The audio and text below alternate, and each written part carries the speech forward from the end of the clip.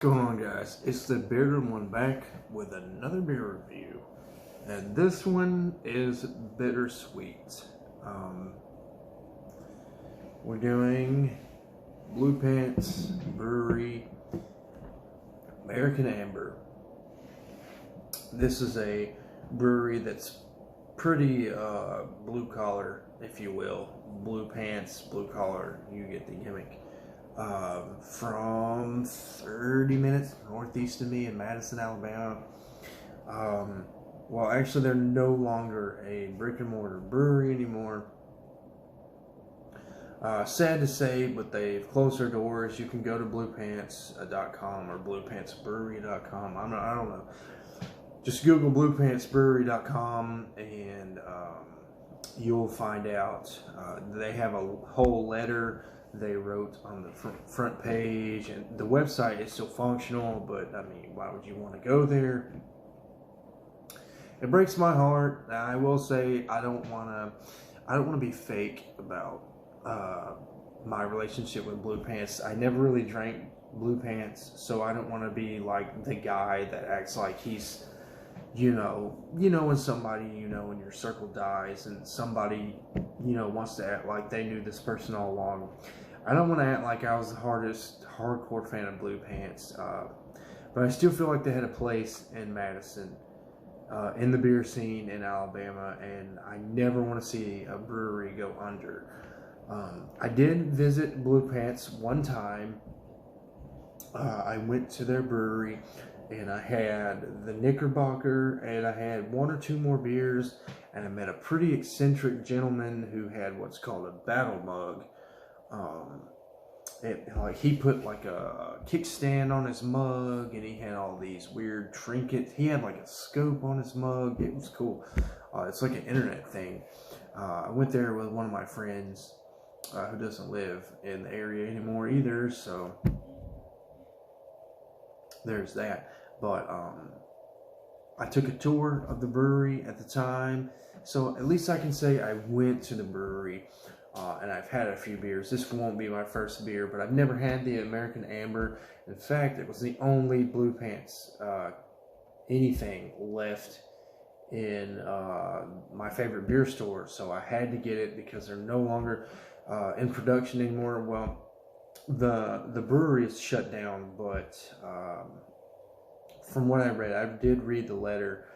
Blue Pants will be finishing out all their contractual obligations, and they're still brewing in another brewery. I can't remember what the brewery is, but you can read it in that letter if you go there.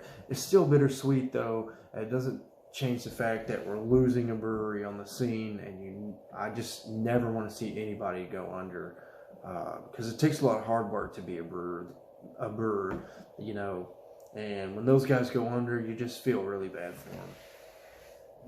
I did say their website was functional, and I did look up the American Amber. This is one of their flagships, or used to be one of their flagships anyways, and they use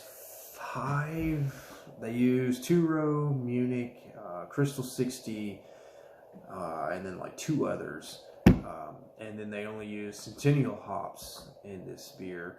So, by my estimation, if I'm just gonna look at that malt bill and decide what the flavor profile is gonna be, I'm gonna assume this is gonna be a malty, bready beer, with just a little bit of hop character to balance it out. We'll see if I'm right.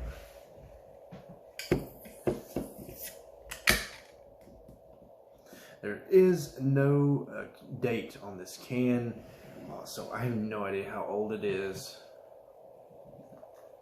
With it not being a very hop forward beer, I don't think I'm very scared of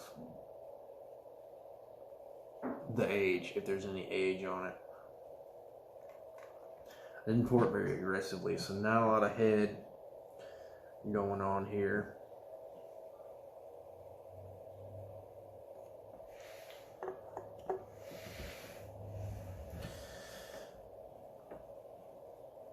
And it's an American Amber, and it's an amber in color. I mean, there's some carbonation going on. It's actually my second review of the night, and the carbonation is is kind of reminiscent of the Oscar Blues Guns and Rosé I just reviewed.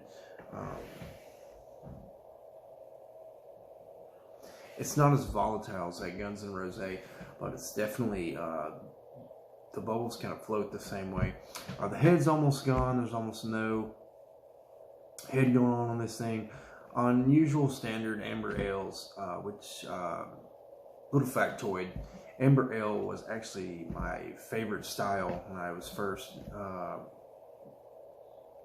first really figuring out what my favorite crafts were. After I'd been in craft beer for probably a year or two,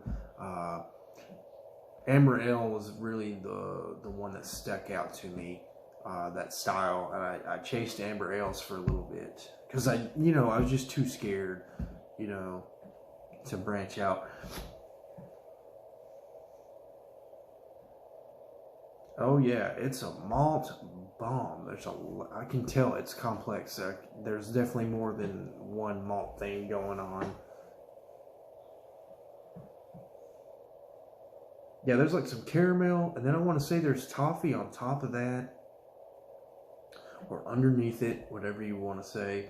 And then there's some breadiness.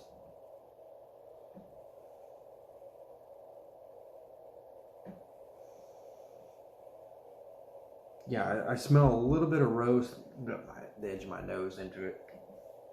I hate when I do that. I love sticking my nose into a beer. Sometimes I stick it into the beer. But yeah, I get caramel and toffee. I know those are similar flavors, but I can depict there's like a separate caramel, and then there's like just sort of a darker roasted thing going on, and then I do get like a bready, I don't want to say like a lighter bready, but I get like I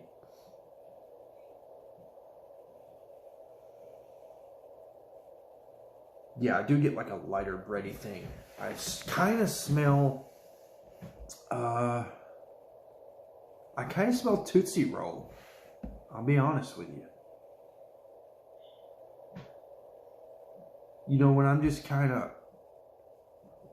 When I'm not trying to decipher everything, when I'm not trying to tell my brain to smell this or that, it just kind of all comes together as Tootsie Roll, and that's pretty cool. I like that.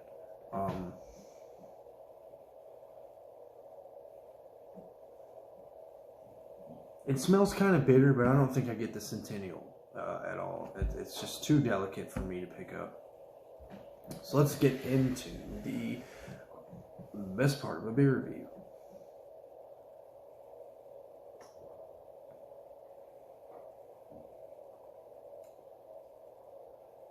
This isn't bad.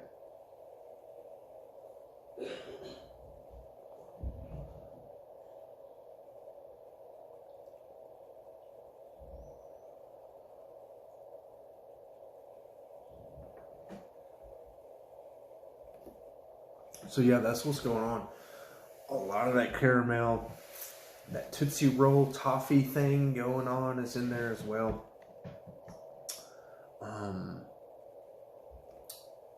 I'm getting a little bit of saltiness. For some reason, my brain's registering as it as salt. But I think.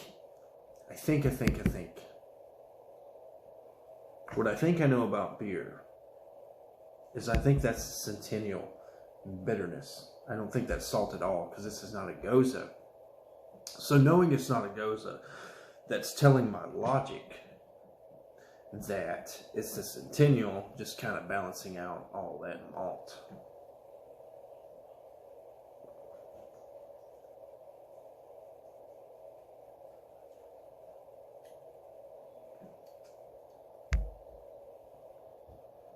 Yeah, not a lot of viscosity. I said when I was describing the appearance that there was rosé-like carbonation going on. I don't think there's any carbonation going on. It's fairly flat when it comes to carbonation. There's just a little bit there to let me know it's not water. That could be due to the age. I don't know.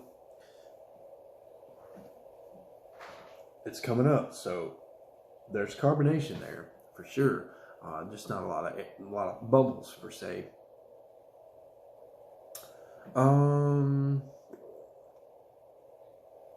Yeah, it's a malt bomb. If you like malty beers, this is for you. If you gotta have malt, or if you gotta have hops, or you gotta have a balanced beer, this ain't for you.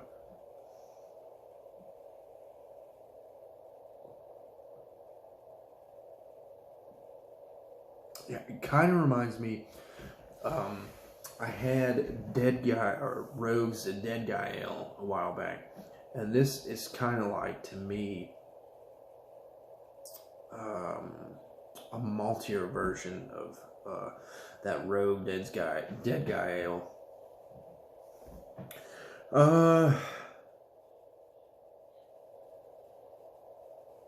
You know, this beer has taught me a lesson today. I think I've said it in a video before. You can't put too much malt in a beer.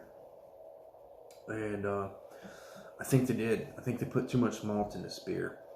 I get a little bit of hops, but it just doesn't. It doesn't stand out at all. Again, that could be attributed to the age of this beer, but it doesn't really feel rounded out. It just tasting like a very mild bitterness. Just to, man, I'm gonna give it a B minus. I'm gonna give it a 3 out of a 5. It wasn't a terrible beer. I do like this beer. I don't regret buying this beer and drinking it just to say I've had a Blue Pants Brewery beer right at the end of things. But to me, they should put more hops into it. I feel like they should have put some more carbonation in it. I don't really know what that process would be to make sure your beer has more bubbles and more velocity into it. The viscosity was fine. I'm cool with the viscosity. I like that kind of viscosity in an amber ale, in a standard. So yeah, I think that's all I got for you guys. A malt bomb, a lot of caramel, some toffee. I think you know, because there's some roast in there. Kind of a Tootsie Roll thing going on with it, some breadiness, and then just like a tinge of that Centennial at the back end. Could be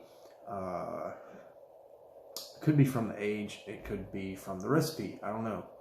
But B minus beer, Blue Pants Brewery, R.I.P. Blue Pants. If I could play montage music without getting a trademark violation or copyright, I would, just to make this video more interesting than the beer I'm drinking. Until next time, guys, cheers.